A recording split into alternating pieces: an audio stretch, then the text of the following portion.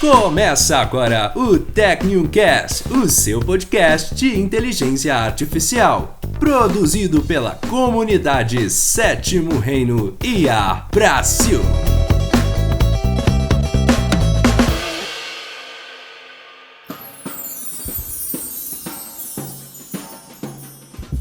Então, o nosso terceiro podcast do tema da arquitetura para a inteligência artificial, hoje nós recebemos a nossa convidada Marina Teixeira.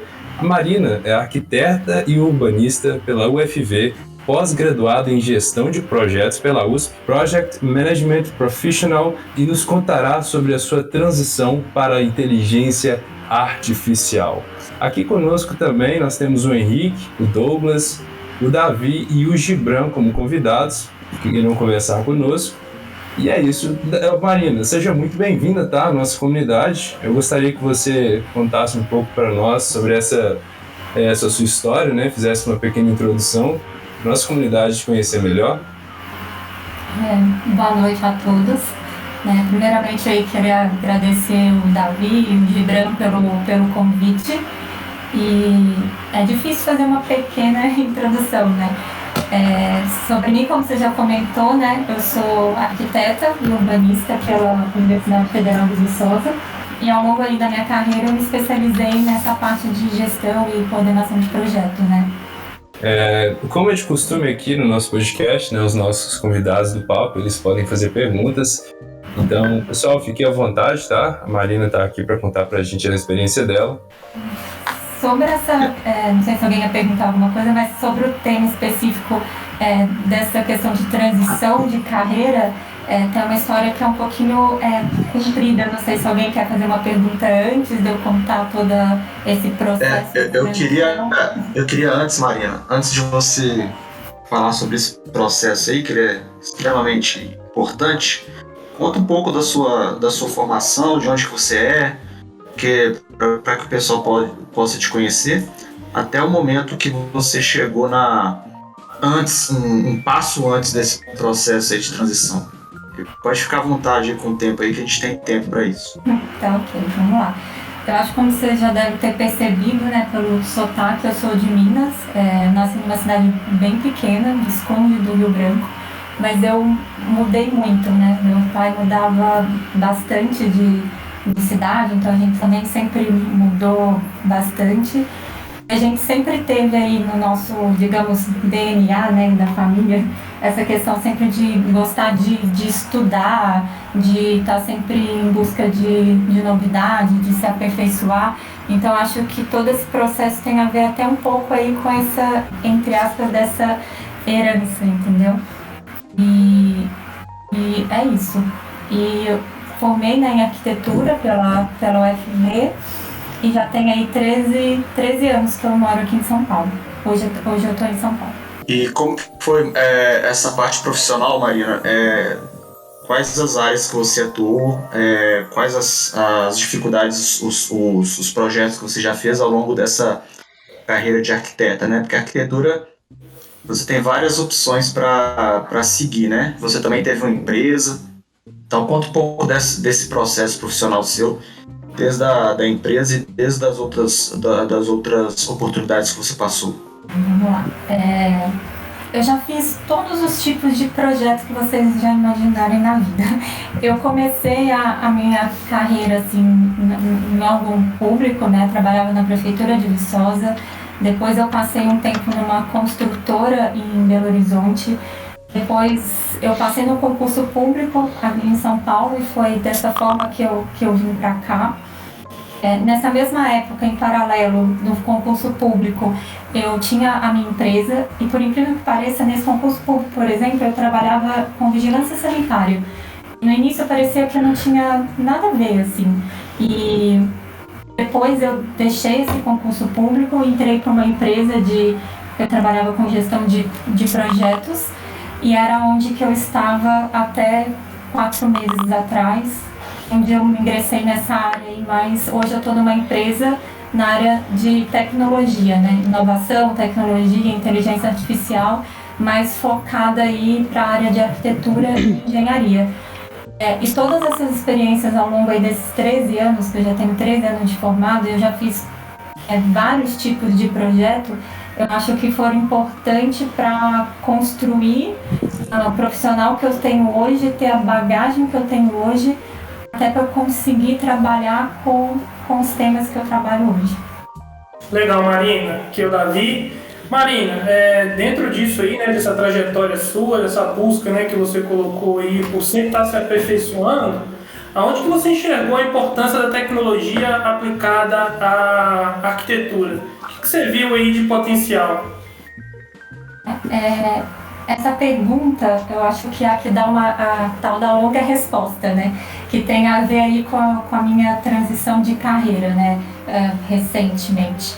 Então é assim, toda vez que eu penso nessa pergunta que você acabou de me fazer, ela está diretamente relacionada com o que me motivou a fazer essa transição de carreira, né? O movimento que eu fiz, porque eu comecei a observar nos últimos anos as alterações que estavam tendo no processo de desenvolvimento de projeto e as alterações que estavam ocorrendo no mundo mesmo como um todo, né? Para vocês terem uma ideia, contando aí um pouquinho de história aí, para a gente chegar nessa pergunta do Davi. Entrei na faculdade há 18 anos atrás, aquelas que já começam contando a idade, né? E quando você entrava na faculdade de arquitetura há 18 anos atrás, as primeiras disciplinas de projeto, o que a gente usava era prancheta, papel manteiga, várias lapiseiras, lápis de cor, e era isso. Você entrava numa sala de aula de arquitetura, aquele monte de prancheta, um monte de lápis. Lembro que no primeiro semestre meu pai até me zoava, ele falava assim: nossa, minha filha, você estudou tanto para passar no vestibular, para ficar fazendo esses trabalhos de pré-escola? Pra vocês terem uma ideia, até caligrafia técnica a gente aprendia, né? A gente pegava uma folha de papel e ficava escrevendo A, B, C, D, com aquilo, tudo manual, né? Brincadeiras da parte aí, que me marca muito dessa época, por exemplo, é um projeto de um asilo que eu fiz, porque assim, um asilo era tipo um hotel, eram vários quartos exatamente iguais, com a mesma dimensão, e a gente tinha que desenhar tudo isso à mão. Então, assim, toda a parte inicial de criação, de concepção, eu acho que isso é importante, mas essas tarefas que eram repetitivas, a gente fazia tudo à mão, né?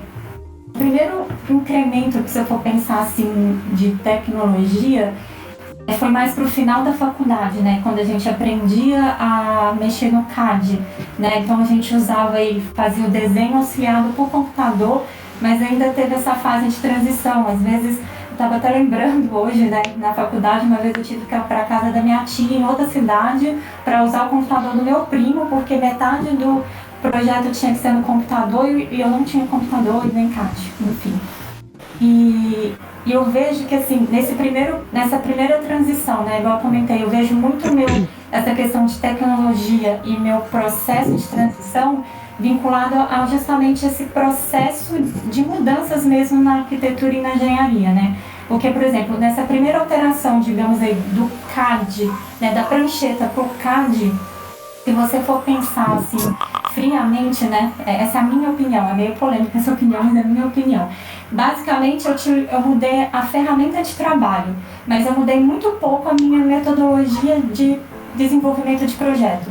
Tudo bem, o CAD ele contribui em muito aspecto, porque ele dá maior agilidade, compartilhamento de arquivo, Ctrl+C, Ctrl+V, mas a metodologia de projeto ela era a mesma, né? Se lá se na prancheta eu desenhava duas linhas paralelas e aquelas duas linhas paralelas representavam uma parede, no CAD eu fazia a mesma coisa. E aí continuava sendo um processo totalmente fragmentado, cada projetista no seu quadrado, e o produto que eu entregava para o cliente, ele era o mesmo. Então, se na época lá do vegetal, né, eu entregava o quê? Uma planta em vegetal com corte, fachada, plantas e elevações. Eu passei a desenhar no CAD, mas eu entregava esse mesmo produto, mas no sulfite. Claro que teve melhorias, não estou nem... a gente vai chegando no processo, vocês vão entender melhor quando eu falo dessa questão de mudança, não só de ferramenta, mas também no processo mesmo de trabalho, tá? Foi assim durante todo o meu início de carreira, né? Depois, com 5 anos de formada, eu fiz a minha primeira transição de carreira, né, até respondendo a pergunta aí do Gibran, foi quando eu larguei o concurso público, todo mundo me chamou de louca, né, porque eu tinha duas coisas que muitas pessoas queriam, porque as pessoas ou elas querem ser concursada ou elas querem ser dona de empresa, e eu tinha as duas coisas ao mesmo tempo e larguei, e fui trabalhar nessa empresa que era uma gerenciadora, e eu trabalhava como gestão de projeto. Nessa época foi que eu me encontrei, assim, profissionalmente falando, porque dentro desse escopo, além dessa, digamos, dessa atribuição convencional do arquiteto, que é gestão e coordenação de projeto, eu comecei a me dedicar a estudar e aperfeiçoar e implementar algumas metodologias para melhorar o processo de gestão de projeto. E aí, em 2014, há 7 anos atrás, eu entrei, fiz uma pós em gestão de projeto na USP, e assim, um novo mundo se abriu para mim assim, nessa área, porque foi quando eu conheci o BIM, né? Que aí até entrando um pouco, aproximando mais aí do tema, né? Tecnologia, inteligência artificial. Há 7 anos atrás eu conheci o BIM, que significa Modelagem da Informação da Construção. Para mim tudo mudou nessa época, simplificando um pouco, assim, bem simplificando, que se a gente fosse falar de BIM, daria um podcast só sobre o tema. Mas o BIM é uma metodologia de gestão de projeto muito disciplinar e colaborativa, né? Então, nesse processo, a gente usa a tecnologia para fazer a modelagem dos projetos de arquitetura e engenharia.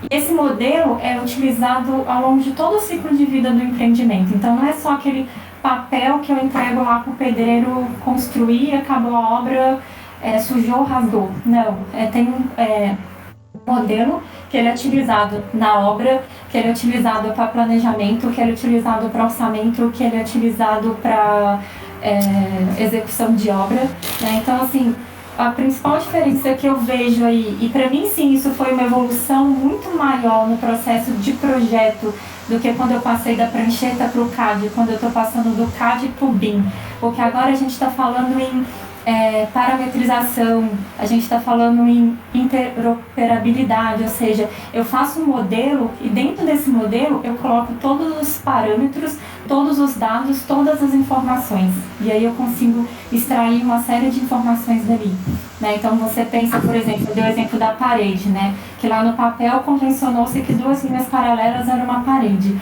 Agora no modelo eu tenho que especificar o que é essa parede.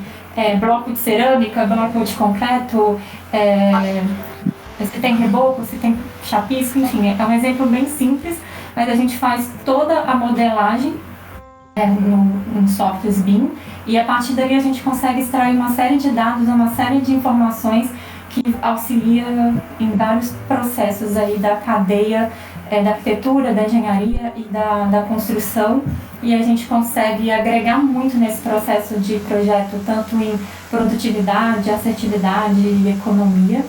Então, assim, eu me encantei com isso, tem 7 anos que eu estudo sobre isso, e há 7 anos atrás era muito desmotivante e complicado, porque eu lidava com 3 tipos de pessoas. As que nunca ouviram falar de BIM, embora fosse engenheiro, arquiteto, mas nunca tinham ouvido falar. As que já tinham até ouvido falar, mas achavam que BIM era 3D. É aquela coisa, o BIM ele até é 3D, mas um 3D não é BIM, porque se eu não tiver todos os dados, todos os parâmetros inseridos no modelo, ele não serve pra gente. Ele é só uma imagem de marketing, por exemplo, de venda, né? E muitas pessoas que falavam, isso não vai acontecer, a gente vai morrer e não vai ver isso acontecer. Mas eu sempre acreditei que isso aconteceria, eu sempre acreditei na tecnologia, na inovação na minha área. Então, ao longo desses 7 anos, eu continuei estudando, você tem uma ideia, né? Contando a idade de novo. Meu marido é engenheiro civil, então a gente assinava, naquela época, as revistas chegavam físicas, né? Eu ficava lendo todas as reportagens de BIM, sobre essa questão de tecnologia e inovação na arquitetura e ficava colecionando, participava de palestras, congressos, grupos de discussão. E aí nos últimos anos eu comecei a participar de alguns projetos pilotos para implementação mesmo de BIM, para entender como isso funciona na prática, né? Para sair um pouco ali da teoria, do mundo acadêmico e entender assim, e na real ali nas construtoras, incorporadoras, como que funciona esse processo. Devido à pandemia, esses projetos pilotos que eu estava participando, eles ficaram paralisados e aí ficou aquele tempo assim, sem avançar muito no tema, né? E é isso, eu falo demais, tá, gente? E aí vocês devem se perguntando assim, qual é a relação dessa história toda que eu acabei de contar com essa questão de transição de carreira para a área de tecnologia, inovação, IA. E eu, assim, para mim, quando eu penso nesse processo de carreira, ele está diretamente relacionado com essas mudanças que eu observei no mercado, né? Por exemplo, quando eu fiz a primeira transição de carreira 9 anos atrás, quando eu olhava uma vaga, por exemplo, eles pediam CAD. Há um ano atrás, quando eu comecei a pesquisar o mercado, ninguém pede mais CAD, eles já começaram a pedir algum software BIM. Ainda não era exigência, mas era desejável, sabe? E somado a isso, nesse mesmo período aí de um ano, nos últimos 6 meses, que eu conheci a história aí do Davi, do Gibran, da empresa deles, através do meu esposo e do meu cunhado, porque eles passaram para eles um curso de inteligência artificial. De vez em quando eu ficava vendo meu marido lá e perguntava, o que você está fazendo? Aí ele falava, estou fazendo o curso que o Gibran me passou. E aí ficava lá meu marido e meu cunhado falando aí dessa história. E aquilo começou a me acender um alerta, né? Eu juntei essa questão de inovação, tecnologia, que eu já vinha estudando há 7 anos com o BIM, com essa questão da inteligência artificial, e aí eu comecei a sondar como o mercado estava agindo mesmo, né? Atuando com isso. E aí nesse período eu fiz uma avaliação, porque quando a gente pensa, por exemplo, em BIM, é sempre representado por uma pirâmide, né? Processos, pessoas e tecnologia. Então eu vi que na parte de processos estava ok, eu tinha estudado muito sobre isso, eu tinha implementado vários processos em várias empresas, eu tenho certificação internacional de projetos. A parte de pessoas também é uma parte que eu gosto, então eu tinha feito alguns cursos em gestão de pessoa, liderança, perfil comportamental, mas eu observei que tinha um gap aí nessa parte de tecnologia. E aí eu comecei a correr atrás aí dessa... como eu disse, né, eu tenho meio esse DNA assim, de sempre gostar de estudar, de estar sempre buscando essa evolução pessoal. E eu comecei a ficar com receio como que estaria a minha competitividade diante do mercado. E aí, nesse cenário todo de autoavaliação, apareceu essa oportunidade na empresa que eu estou hoje. Uma empresa que faz o que eu fazia antes, mas com o uso da tecnologia, com a inteligência artificial, com a inovação, que é o quê? Melhorar o processo de projeto com a tecnologia. E é engraçado que as mesmas pessoas que lá atrás falaram que o BIM não ia acontecer, chegaram para mim e falaram, você tem que ir mesmo, né? Você sempre quis trabalhar com isso. O BIM é o futuro. Eu te falo, hoje, né, nessa transição e há pouquíssimo tempo que eu estou nessa empresa, o BIM não é o futuro, ele é o presente. E mais do que isso, tem uma parte que eu não conhecia e que eu conheci muito recentemente, que é justamente o uso da inteligência artificial combinada com o BIM. E eu acho que isso sim não vou falar nem que é o futuro, porque já está acontecendo, mas se eu for pensar daqui para frente, é o que eu vejo que tem potencial, entendeu? Então, assim, eu tentei resumir, Davi, mas você sabe que eu falo muito, é mais ou menos isso. Eu dei essa volta toda para chegar na inteligência artificial combinada com o BIM, entendeu? Legal, Marina, muito legal a história, né? Esse processo de transição é um processo difícil, né? Não é um processo fácil, o em volta, né? Sempre, às vezes, tenta te levar para outro lugar, né? E parabéns aí por essa coragem, né? Marina, dentro desse quesito, o que você está enxergando dos profissionais da arquitetura? Eles também estão tendo essa visão? Ou você acha que isso é ainda muito específico? Ou é um movimento da área, né, de trabalhar com BIM, trabalhar com inteligência artificial? Como é que você vê isso? Eu acho, onde eu estava, por exemplo, as pessoas tinham consciência que existiam, mas eu acho que não valorizavam tanto, talvez, né? Hoje, eu vejo que as pessoas já estão fazendo esse movimento mais porque teve uma norma nacional, né? E aí eles estabeleceram um prazo para que principalmente as obras públicas fossem feitas com BIM. Isso gerou um movimento, tá? Essa legislação, esse decreto BIM, ele gerou um movimento aí na cadeia da arquitetura e da engenharia. Sabe aquela coisa assim, às vezes as pessoas fazem obrigado? Só que a pandemia ele deu uma paralisada nesse processo. E eu vejo assim, muita dificuldade ainda dos profissionais de realmente mudar aí a mentalidade, sabe? Então, assim, às vezes já tem projetos. Hoje eu trabalho totalmente em BIM, né? A empresa que eu sou coordenadora BIM, é totalmente em BIM. Mas às vezes você vai numa reunião, você coloca lá o modelo com todas as informações e você olha para o lado e tem as pessoas lá mexendo ainda com o PDF ou com papel, principalmente as pessoas mais velhas.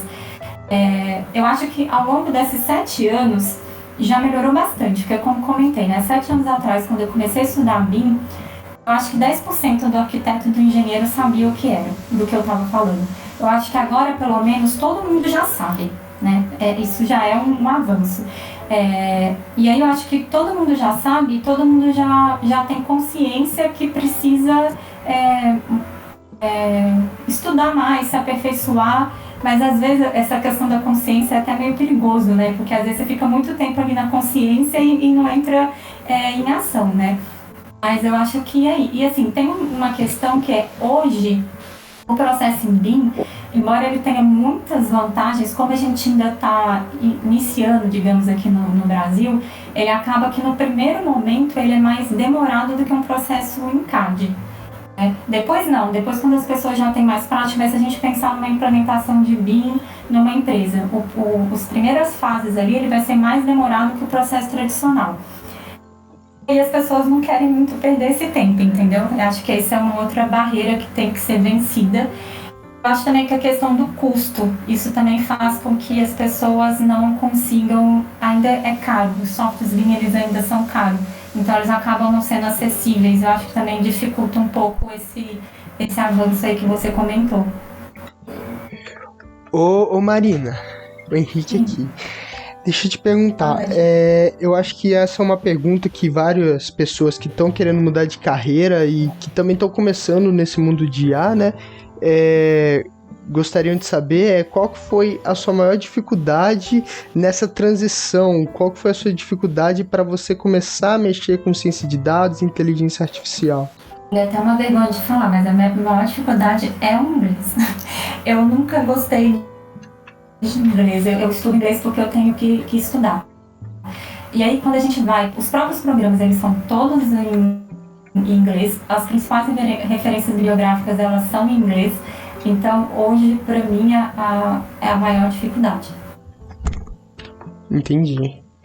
De fato, o inglês a gente começa a mexer alguma coisa, a gente vê que a maioria das bibliotecas, né, é tudo nessa linguagem, os últimos assuntos é tudo em inglês. Ô Marina, aproveitando, como que você está enxergando a chegada de outros profissionais para atuar na arquitetura, na engenharia civil? Porque tem um tempo já que eu tenho acompanhado o BIM também, e como ele trata de dados, né, então dá para fazer diversas predições, diversas análises em cima da construção da área de vocês, né? E essa é uma área que profissionais da ciência de dados, da computação, têm uma habilidade muito forte para trabalhar. Tem visto a aproximação desses profissionais na sua área?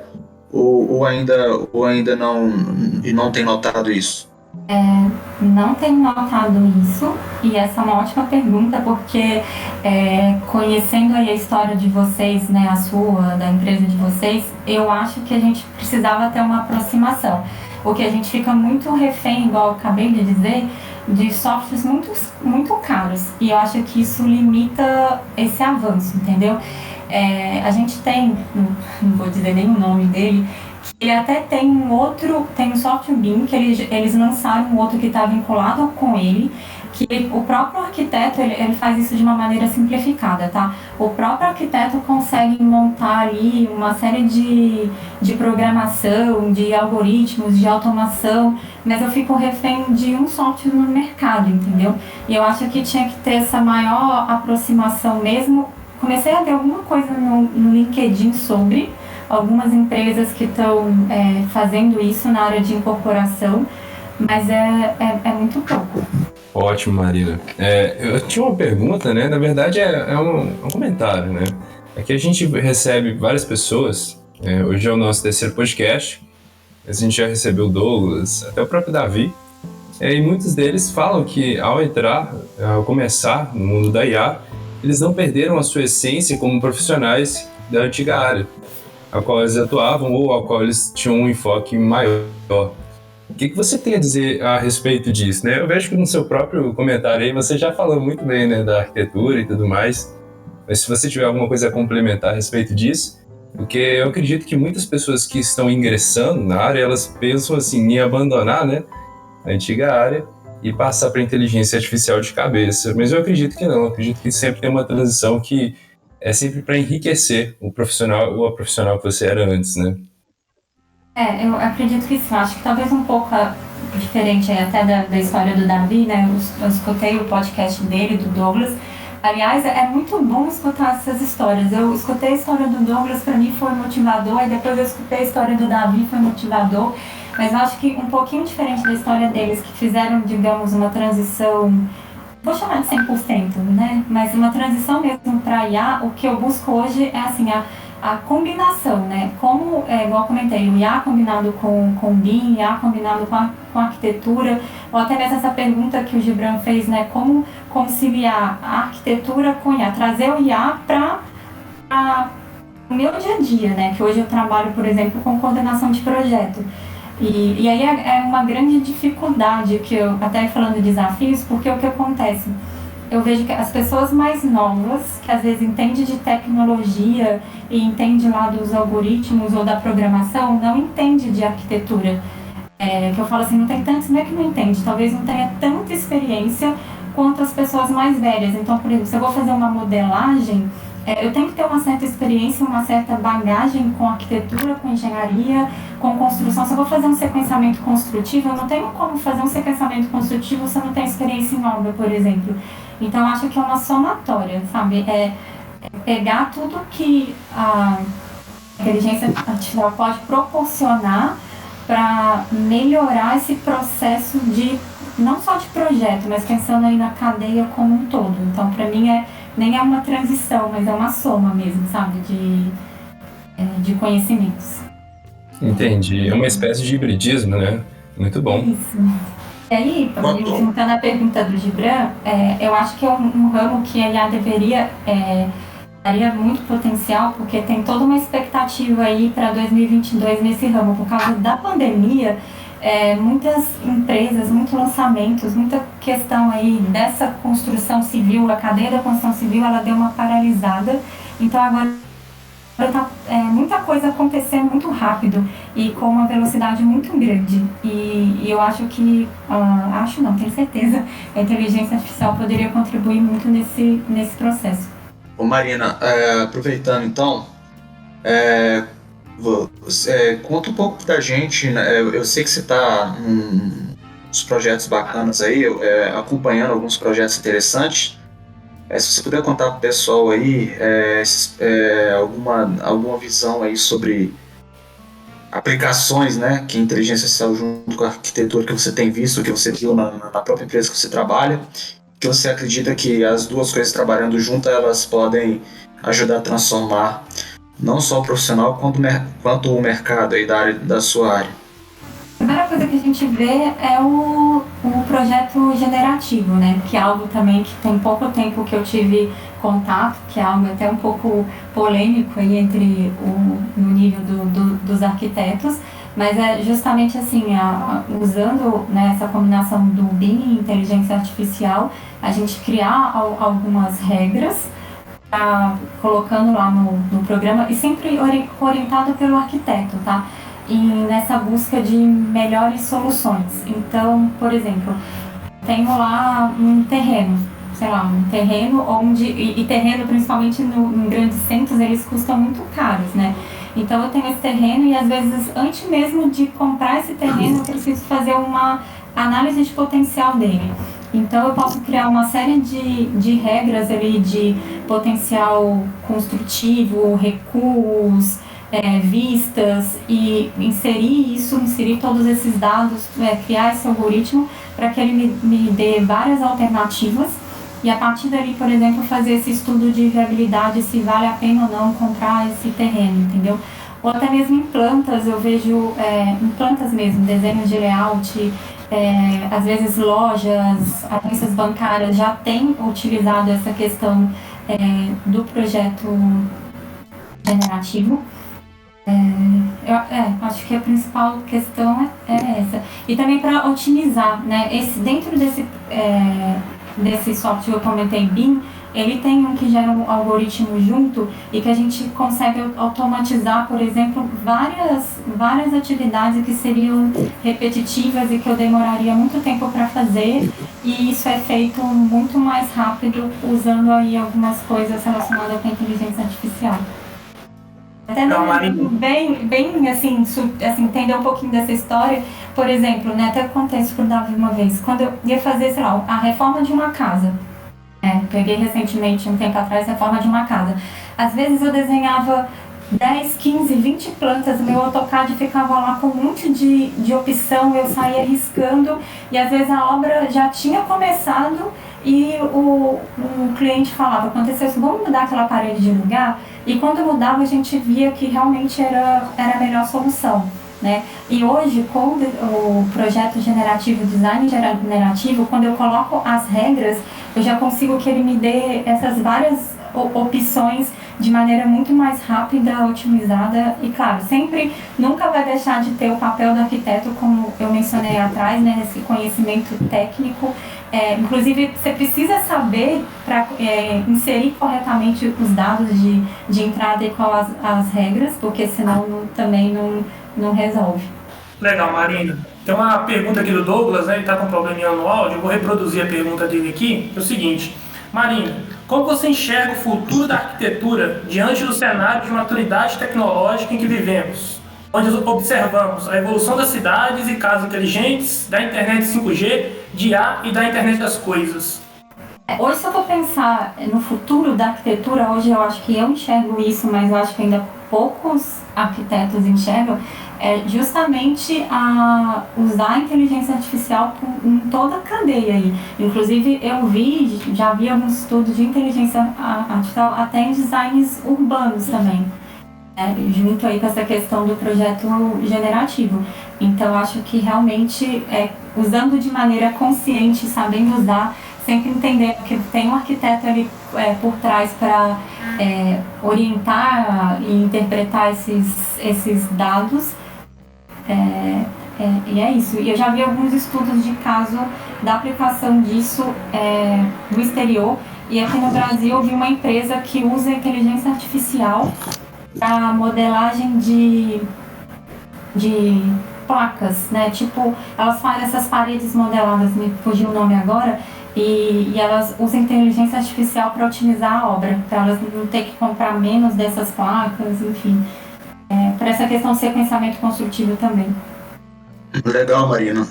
Como curiosidade, né, para quem é da área de inteligência artificial, a Marina está falando de redes GANs, né, que são redes generativas adversariais. E é um grande desafio para a área também de inteligência artificial fazer boas redes, né? Tem muitos desafios ainda para o nosso lado aqui também. Marina, a gente já está chegando no final aqui. Eu queria que você desse a dica, né? A gente vai colocar também, para quem está assistindo, a gente vai colocar também este podcast no YouTube. Então outras pessoas também terão acesso. E a gente queria, com certeza vai ter um arquiteto, esse pessoal da área de construção civil assistindo. Qual que é a dica que você dá para esse profissional que ainda não se atentou, né, para essas mudanças, ainda está no século passado, né, como se diz? E também para o profissional que está formando, o estudante que está formando na sua área, qual que é uma dica, um conselho, uma visão que você dá para eles a partir de agora, com tudo isso que você tem contado pra gente? Primeiro eu falei assim, tenta entender qual é o problema que você está vivendo, tá? Foi assim, por exemplo, que eu fui trabalhar no primeiro momento no método tradicional e melhoria de processo. Era assim, eu tinha um problema lá na empresa por algum motivo ou de processo, e eu sempre ficava pensando, como eu posso resolver isso? Como eu posso fazer isso mais rápido, fazer isso de forma mais otimizada? Então assim, não aceitar do jeito que te impõe ou te ensina. Pensar assim, se você tem um problema, como você pode resolver? E muitas vezes a tecnologia e a inovação e a inteligência artificial, ela está aí para ajudar a gente a resolver essas questões, entendeu? Então, acho que é sempre isso, assim, às vezes a gente vai fazendo muitas tarefas repetitivas e fica achando que aquilo é normal, ou que aquele processo é normal. Então, assim, tem essa pulga atrás da orelha, digamos assim, sabe? E também, assim, se arrisquem, não tenha medo de errar, porque, assim, os meus maiores aprendizados, eles vieram de erros, sabe? E sempre alinhado aí aos seus valores, aos seus propósitos, né? Como eu comentei, eu sempre tive um valor muito forte aí de desafios, de evolução pessoal, então isso também, e não se acomodar. Eu falo que a zona do conforto, ela é a mais perigosa de todas, entendeu? E eu acho que uma dica final para qualquer pessoa é assim, tenha um mentor e seja um mentor. Eu sempre tive isso na minha cabeça, e ontem uma pessoa falou comigo assim, influencie e seja influenciado. E quando eu penso nisso, para mim vai muito além de networking, sabe? Tem a ver com troca de experiência, tem a ver com troca de vivência, conhecer outras áreas, realmente assim, não se acomodar, sabe? É isso. Estudem, leiam, viajem, abra a mente. Essa que é a minha dica final, assim. Muito bem, Marina. Como você disse, essa parte de ter um mentor, de ter alguém com maior experiência e conhecimento junto com você, a nossa comunidade Sétimo Reino faz de tudo para entregar essa experiência, né? Então, se você não é membro da comunidade, está nos ouvindo agora, por favor, você é convidado ou convidada a participar da comunidade. É gratuito e é para todos. E hoje nós entrevistamos a Marina Teixeira no nosso podcast. Agradeço pela sua presença, viu, Marina? E pela presença dos nossos convidados, Henrique, Douglas, Davi e Gibran. E é isso, pessoal. Um grande abraço a todos. Agradeço pelo convite. Obrigado, Marina. Até mais. TecnoCast, o seu podcast de inteligência artificial. Produzido pela comunidade Sétimo Reino IA Brasil.